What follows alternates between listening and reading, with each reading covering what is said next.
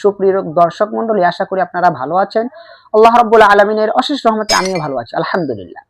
আজকে বিষয়টি হচ্ছে আকিকা নিয়ে। একজন সন্তান অথবা সন্তানের জন্মের পর কখনো আকিকা করলে উত্তম।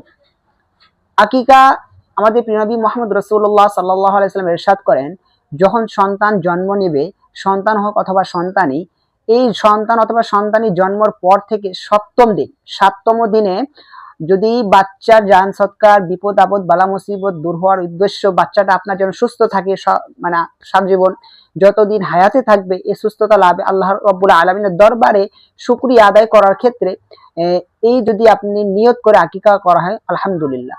আপনি এই সপ্তম দিনে আপনি কি করবেন, সুন্দরভাবে যেরকম আপনি কুরবানি দেওয়া হয় সেরকম কিন্তু আকিকার বিষয়টা একই।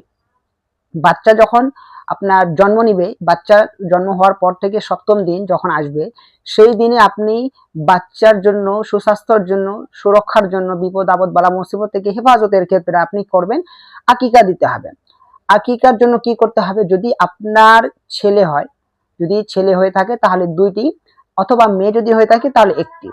এই সপ্তম দিনে ছাগল যেরকম কুরবানির নিয়ম সেরকম একই নিয়ম, যেরকম আপনি কুরবানির গোশত বন্টন করেন সেরকম একই নিয়ম।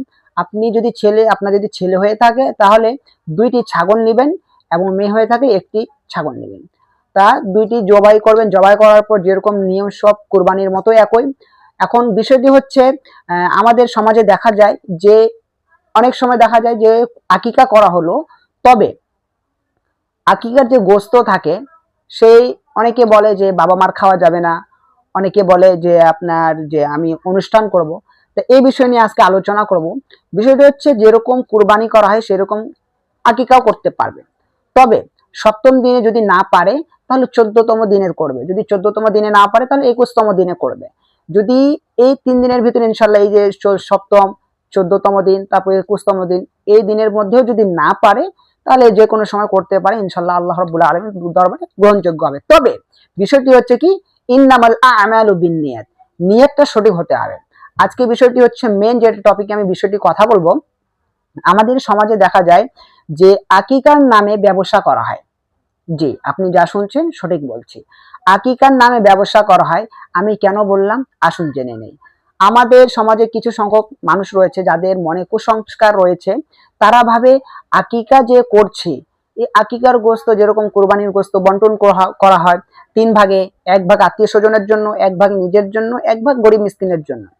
তা এটা যদি আমরা 3টাই মিলাই যদি একটা রান্না বান্না করে অনুষ্ঠান করি তাহলে কিছুটা পাওয়া যাবে। আমি বলি ভাই, এরকম করবেন না। কারণ আপনার মেন মাকসাদ, নেক উদ্দেশ্য হচ্ছে আল্লাহকে রাজি খুশি করার জন্য, ঠিক আছে? বাচ্চার সুস্বাস্থ্য এবং বালা মুসিবত থেকে রক্ষা পাওয়ার জন্য আল্লাহ রাব্বুল আলামিন যে আপনাকে নিয়ামত দান করেছে, সেই নিয়ামতের শুকরিয়া আদায় করার জন্য আপনি আকিকাও করতেছেন। তবে আপনি নিয়ত রাখতেছেন কি ব্যবসার ক্ষেত্রে, তাহলে আপনার নিয়ত অনুযায়ী আপনি ফল পাবেন। ইন্নামাল আমালু বিন্নিয়াত, মানুষ যা নেক আমল করে, যা নেক কাজ করে, তার নিয়ত অনুযায়ী সে ফল পাবে। তাহলে আপনার নিয়ত কি হচ্ছে এখানে, যে আমি আকিকা করব, জবা করব, মানুষদেরকে খাওয়াবো, আর টাকা পাওয়া যাবে, গিফট পাওয়া যাবে, এগুলো যদি নিয়ত অনুযায়ী আপনি যদি আকিকা করেন তাহলে সুস্পষ্টভাবে বলি আপনার আকিকাটা কবুল হবে না। কারণ আপনার নিয়ত হচ্ছে কি, আপনার নিয়ত হচ্ছে ব্যবসা, গিফট, উপহার মানুষ দিবে, এই আশায় কিন্তু আপনি আকিকা করতেছেন। আপনি কিন্তু বাচ্চার সুস্বাস্থ্যের জন্য, জানের সৎকার জন্য, অথবা আল্লাহ রাব্বুল আলামিনের রাজি খুশির জন্য কিন্তু আপনি করতেছেন না। আপনি কেন করতেছেন, গিফটের উপকার আশায়। তাহলে আপনার আকিকাটা গ্রহণযোগ্য হবে না। তাই সর্বপ্রথম আপনাকে কি রাখতে হবে, মনে নিয়তটা আপনার সঠিক রাখতে হবে। ইন্নামাল আমালু বিন্নিয়াত, আবার বলছি, যে বান্দা যা নিয়ত করে তার প্রতিফল সে অনুযায়ী পায়। আপনার মেন কাজ হচ্ছে আপনার নিয়ত। এখন বিষয় হচ্ছে কুরবানিতে, কুরবানির সময় যেহেতু আমাদের সামনে চলে আসছে, এই কুরবানিকে কি আকিকার দেওয়া যাবে? অবশ্যই যাবে। গরুর মধ্যে যেমন 7 ভাগ, 7 ভাগের মধ্যে যদি ছেলেও যদি হয়ে থাকে আকিকা দিতে চায় তাহলে 2টি ভাগ দিতে হবে, আর যদি মেয়ে থাকে তাহলে 1টি ভাগ দিতে পারবে, কোনো সমস্যা নাই। যেরকম আপনি কুরবানির গোশত 3 ভাগে ভাগ করেন বন্টন করার জন্য, 1 ভাগ নিজের জন্য, 1 ভাগ আত্মীয় স্বজনের জন্য, 1 ভাগ পাড়া প্রতিবেশীর জন্য, 1 ভাগ আপনার গরিব মিসকিন, মানে 3 ভাগ।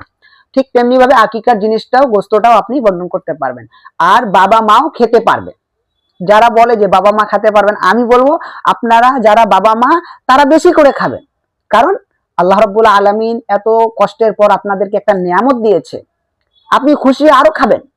যারা বলে যে খাওয়া যাবে না, তাদের জন্য আমি বলবো ওদের কথাটা বাদ দিয়ে দেন। ওগুলা কুসংস্কার, এগুলা কুসংস্কার, এরা জানে না, মূর্খতার পরিচয় দেয়। তবে এটা কোথাও বিধিবিধান যে বলা হয় না যে মা বাবা খেতে পারবে না, সবাই খেতে পারবে। যেরকম কুরবানি নিয়ম কানুন, সেরকম আকিকারও নিয়ম কানুন। তবে নিয়তটা সবচাইতে আগে। আপনার নিয়তটা আপনি সঠিক নিয়ত অনুযায়ী আকিকা করুন, ইনশাআল্লাহ আল্লাহ রাব্বুল আলামিনকে রাজি ও খুশি করার জন্য নিয়ত করে আকিকা করুন সন্তানের জন্য। আল্লাহ রাব্বুল আলামিন অবশ্যই কবুল করবেন।